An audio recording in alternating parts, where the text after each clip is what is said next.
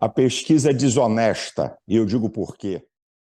Silas Malafaia criticou duramente a pesquisa da Quaest, que coloca Pablo Marçal no segundo turno contra Lula. O pastor afirmou que essa situação é semelhante a 2018, quando pesquisas erradas indicavam a derrota de Bolsonaro.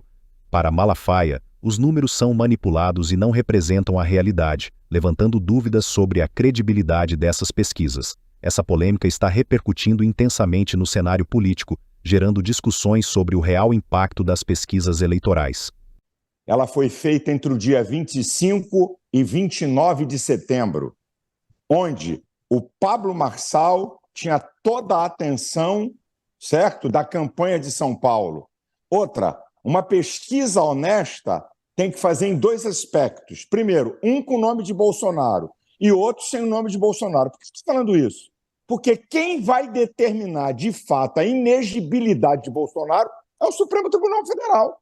O TSE deu, mas o processo está na mão de Fux, que vai para o plenário. Então, como é que se faz uma pesquisa de presidente da República, onde, no meio de uma campanha acirrada, onde o cara está em evidência, porque pode ver lá, a pesquisa foi feita entre o dia 25 e 29 de setembro, uma semana antes. Eu quero ver agora, depois da farsa do documento contra Boulos, depois que ele disse a metade do meu eleitorado vai votar em Boulos. Eu queria ver agora essa pesquisa. E gostaria de ver também na pesquisa, para ela ser honesta, aqui está Bolsonaro, como sempre fez. Como em julho, agora o Paraná Pesquisa botou o nome de Bolsonaro. Está aqui, uma com o nome de Bolsonaro e uma sem nome de Bolsonaro. Então, para mim, a pesquisa é desonesta. Malafaia também falou sobre uma possível divisão da direita e que Pablo Marçal é um farsante e aproveitador. Ele não é e nunca foi de direita. Não existe histórico dele na direita. Como você analisa as palavras de Malafaia? Parem para analisar sem nenhuma paixão. Por exemplo, quando Eduardo Campos, o governador falecido, foi candidato, história na esquerda. Ciro Gomes, história na esquerda. Ok, perfeito. A minha discussão não é essa. A minha discussão é de um farsante que não tem história nenhuma. Pega aí, por favor. Eu não vou nem muito além. 3 últimos anos. Me diga onde Pablo Marçal se posicionou nas temáticas da direita. Em lugar nenhum. Então, para mim, é uma farsa. Agora, a questão de ciúme, dizer que Tarcísio não teve participação na vitória de Nunes, pelo amor de Deus. Se Bolsonaro teve, claro, podia ter mais. Podia ter mais. Tá? Por quê? E eu digo isso aqui, eu sou aliado de Bolsonaro. Eu é o maior líder da direita, isso aí eu não contesto. Agora, autocrítica, eu aprendi a fazer, primeiro que eu não pertenço a partido político nenhum. Então, vamos lá, vamos analisar.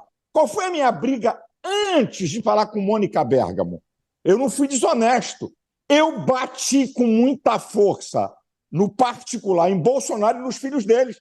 Você pega a rede social deles, não tinha uma palavra a favor de Nunes. Então, eu questionei isso. Eu fiz esse questionamento. Então, Bolsonaro teve participação? É lógico que teve. Agora, querer dizer que o governador botou a cara para fora. O governador se posicionou a despeito do pau que tomou, como eu tomei também, mas eu não estou nem aí para a rede social, nem para bolsomínio. Eu classifico apoiadores de Bolsonaro, gente que pensa, que gosta, que analisa, e todo o radicalismo, seja os apoiadores radicais de Lula, ou sejam os apoiadores radicais de Bolsonaro, para mim essa gente não interessa, porque eles só falam para a bolha, eles só veem ali o momento. Então, o Tarcísio, sim, teve uma participação grandiosa nessa questão. Malafaia tentou se explicar quanto às duras palavras dirigidas ao ex-presidente Bolsonaro, chamando-o de covarde e que porcaria de líder é esse. Deixa eu dizer uma coisa para você. Se tem um cara que tem um linguajar solto, chama-se Jair Messias Bolsonaro. É o estilo. Quem é franco, fala desse jeito que eu falei. Mostra o momento da indignação. Agora, o outro lado da entrevista, que muita gente não viu, a Mônica tá aí, sabe? Eu falei, eu não vou rejeitar Bolsonaro por um ato errado da sua história, porque ele tem muita gasolina, tem muito café no bule da sua história.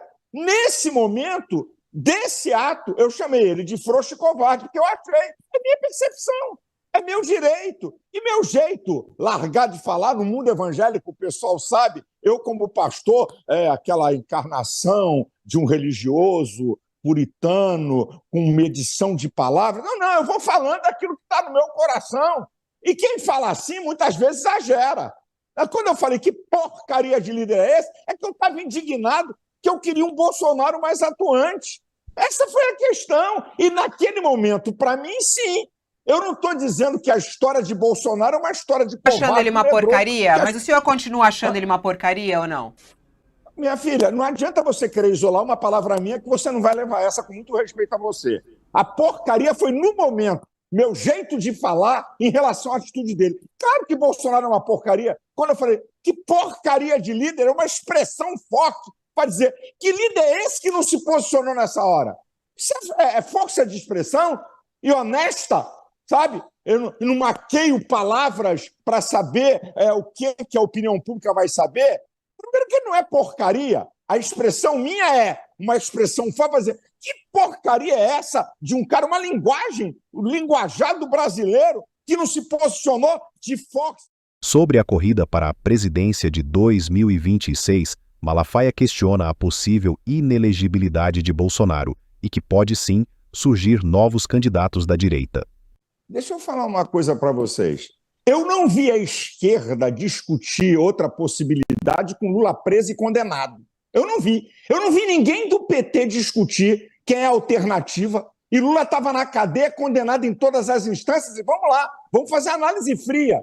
O STF condenou Lula porque não deu o habeas corpus. Depois de Lula preso, a segunda turma negou por 3-2. Então, o STF também condenou Lula. E eu não vi ninguém do PT discutir alternância. Agora, vamos lá. Inegibilidade de Bolsonaro. Bem, se o STF não liberar Bolsonaro, vai dar uma demonstração que é partido político. Quais são as duas causas da inegibilidade de Bolsonaro? Uma reunião com embaixadores, onde ele criticou a imaculada, santa, inerrante urna eletrônica, que o ministro Flávio Dino já disse cobras e largatos dela anteriormente. Então, a inegibilidade é por causa disso. E outro, o presidente tem poder de convocar embaixadores. Segundo motivo, uso do poder político e econômico. Essa é a maior vergonha. Primeiro, o evento de 7 de setembro não foi no lugar da parada. Segundo, quem pagou o trio foi eu. Então, é pueril, é vergonhosa a inegibilidade de Bolsonaro em relação a Lula, que foi liberado. É uma coisa escandalosa se manter Bolsonaro inelegível. Então, eu acho que não é hora, por quê? Minha visão, respeitando o contrário, porque eu quero ver a decisão do STF. Na hora que o STF dá na mão de Fux, que vai dar o parecer, vai enviar para o plenário, na hora que o STF disser ele está inelegível, se essa for a decisão que para mim vai ser vergonhosa do STF, aí ok, aí eu discuto quem é. Agora, preste atenção nisso aqui. O senhor está desconsiderando nessa sua análise todo o contencioso que está no Supremo, né, que envolve tentativa de golpe de Estado. Que ainda não foi nem... Golpe?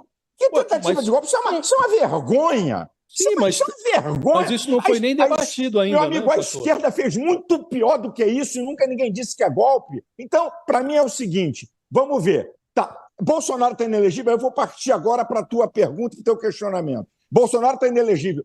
Não é problema aparecer 1, 2 ou 3 candidatos que tenham história na direita. Para mim não é esse o problema. Aí vamos lá. Aí vem o Tarcísio como candidato, o governador de Goiás como candidato. Qual é o problema? Eles têm história. Eu posso não concordar com um ou com o outro. Tem história, tem direito de ser candidato. Sabe por quê?